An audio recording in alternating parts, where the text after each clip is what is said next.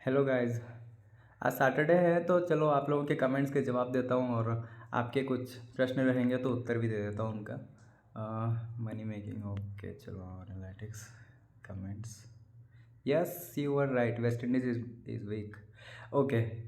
जी हाँ, West Indies week है और जैसे कि मैंने बोला था ना आपको, वेस्ट इंडीज़ बहुत ज़्यादा वीक है कंपेयरिंग टू इंडिया, और वो भी खास कर टेस्ट क्रिकेट में। आजकल तो ओडीआई में भी वो लोग उतना परफॉर्म नहीं कर रहे हैं। तो चलो, हो गया वो जामुन। हाँ जी हाँ, जामुन है वो। Me too, thank you. Why Honeygain stops by itself in the background. Okay देखो, ये एक ग्लिच है और ये ग्लिच यूजुअली वीवो फ़ोन में बहुत ज़्यादा आ रहा है। ठीक है। और ये इसलिए आ रहा है क्योंकि वीवो फ़ोन उस तरह डिज़ाइन होता है, ये जल्दी से थर्ड पार्टी एप्लीकेशंस को, कौवे बहुत ज़्यादा आवाज़ कर रहे हैं, जल्दी से थर्ड पार्टी एप्लीकेशंस को अडॉप्ट नहीं कर लेते हैं। तो इसके लिए आपको बस ज़्यादा कुछ ये नहीं करना है, बस ऐसा एक एक एक दिन, डेढ़ दिन, 2 दिन ऐसा होता है, उसके बाद ये अपने आप ही लग जाता है ऐसे बैकग्राउंड में। और जब ये ऐसे लग जाता है ना, तो ये बहुत अच्छा गैदरिंग करता है। चिंता मत करो, ये हो जाता है, जल्द फिक्स हो जाता है अपने आप ही। और अगर फिर भी फिक्स नहीं हो रहा है तो देखो क्या करना है, यहाँ पे मोर पे आ जाओ। मोर पे आके सेटिंग्स, एक बार ये जो डिसेबल बैटरी सेविंग का ऑप्शन है ना, इसे ऐसे डिसेबल कर दो। यहाँ पर आ जाएगा नॉट ऑप्टिमाइज्ड। अभी रुको ज़रा, लोड हो रहा है मेरा फ़ोन। स्टोरेज का बहुत प्रॉब्लम होता है गाइस यहाँ पे। और फिर डोंट ऑप्टिमाइज, जैसा है वैसा ही रहने दो। और फिर यहाँ पे वापस आओ। यहाँ पे वापस आके देखो, ये डिसेबल ये सब ये रहेगा। और फिर एक बार ना इसको रिफ़्रेश कर दो ऐसे, इसमें आकर। अब यहाँ पे नीचे देखो, यहाँ देखो, ये अभी एक्टिव दिखा रहा है। ठीक है, Vivo V2158 Android 13, ये सब ऐसे ये दिखा रहा है। तो चिंता मत करो, ये हो जाता है अपने आप ही। तो अभी के लिए इतने क्वेश्चन है गाइस। रुको, एक और बात आपको दिखा देता हूँ मैं। रियल 11, रुको थोड़ा लोड हो रहा है। Load load load. स्टोरेज का प्रॉब्लम होता है तो उसके वजह से क्या है, थोड़ा फ़ोन परफॉर्मेंस कम हो जाता है। Live close events.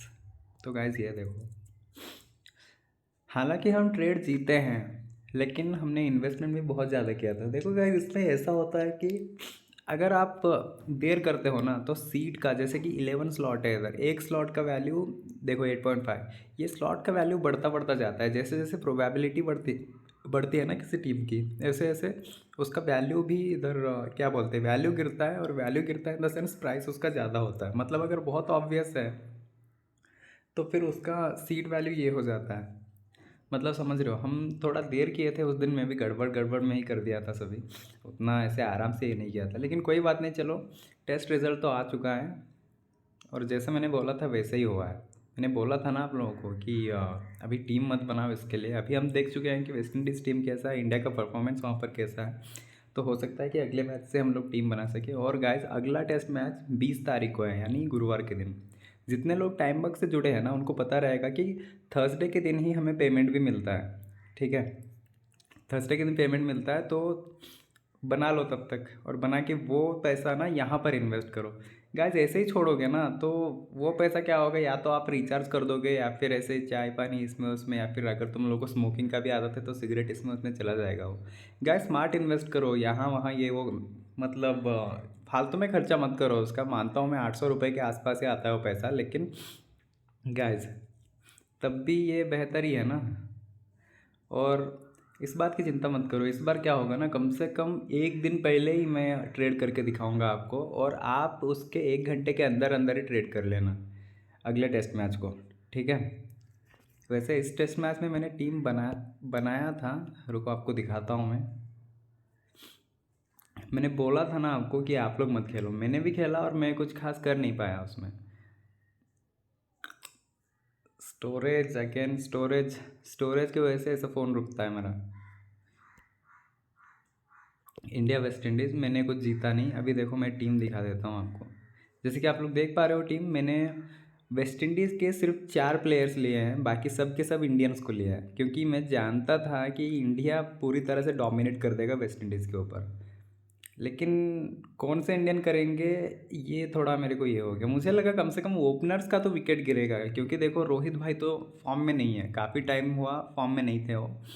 और जायसवाल ना यार, ये अभी नया खून है, बढ़ चढ़ के खेलेगा एकदम, ऐसे एकदम तेज अपने नॉर्मल अंदाज से खेलेगा, ये सब सोचा था मैं। अभी विराट कोहली देखो, रहाणे भाई देखो, ये दोनों टिक के खेलते हैं, जम के खेलते हैं। और ईशान किशन को मैंने इसलिए लिया था क्योंकि क्योंकि रवि अन्ना हो या फिर रवि भाई हो, इनको वो लोग स्टेप आउट ज़रूर करेंगे और इसे मौका मिलेगा स्टंपिंग करने का, इसका उसका। और फिर रही बात वहाँ पे वो डिसिल्वा हो, क्या नाम है उसका, वेस्ट इंडीज़ के विकेट कीपर का, उनके पास ऐसा कोई बॉलर भी नहीं है जिनको हमारे इंडियन लोग, इंडियन बैट्समैन ऐसे स्टेप आउट करके बाहर जाए या फिर ऐसे कट शॉट्स में लगे ऐसा ऐसा।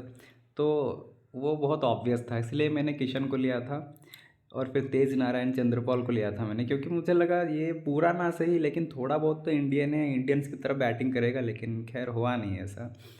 कॉर्नवाल इसे मैं जानता था पहले से, मतलब ये गाइस ये बहुत मोटा है यार, मुझे लगा ये कुछ करेगा। और जैसे कि आप लोग देख पा रहे हो, मैंने रवि भाई को और रवि अन्ना को कप्तान उप कप्तान बनाया है।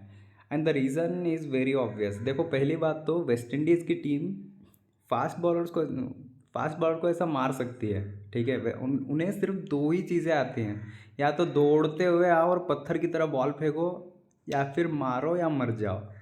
इसी तरह खेलते हैं वो, यही अंदाज होता है उनका। हर कोई नंबर 1 स्पॉट से लेके नंबर 11 स्पॉट तक हर कोई उनके पास सिर्फ ऑलराउंडर ही होता है। और ऑलराउंडर सिर्फ फास्ट बॉलिंग ऑलराउंडर ही होता है। कोई एक लेजेंडरी लेग स्पिनर हम मैंने वेस्ट इंडीज़ से देखा नहीं है।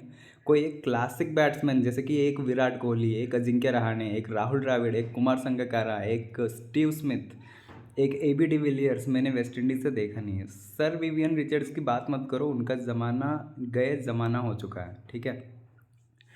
तो ये था मेरा टीम, हालांकि मैं पिट गया। लेकिन गाइस देखो, मैंने कप्तान उप कप्तान बिल्कुल सही चुने थे।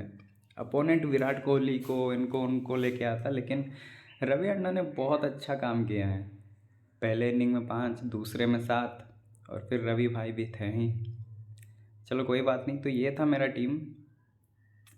चलो यार कोई बात नहीं। तो अभी के लिए गाइस इतना ही। और क्या बोलते हैं, मैंने लिंक्स डिस्क्रिप्शन में दे रहा हूँ, ज्वाइन कर लेना। कल संडे है, कल मेरा व्हाट्सएप ग्रुप खुला रहेगा। आपके और भी अगर कोई सवाल हैं, जैसे कि superpay.me के ऊपर, टाइमबक्स के ऊपर, हनी गेन के ऊपर, या फिर फैंटेसी क्रिकेट के ऊपर, या फिर ट्रेडिंग के ऊपर, मतलब फैंटेसी ट्रेडिंग के ऊपर, स्टॉक ट्रेडिंग की बात मत करो, मैं उतना नहीं जानता हूँ।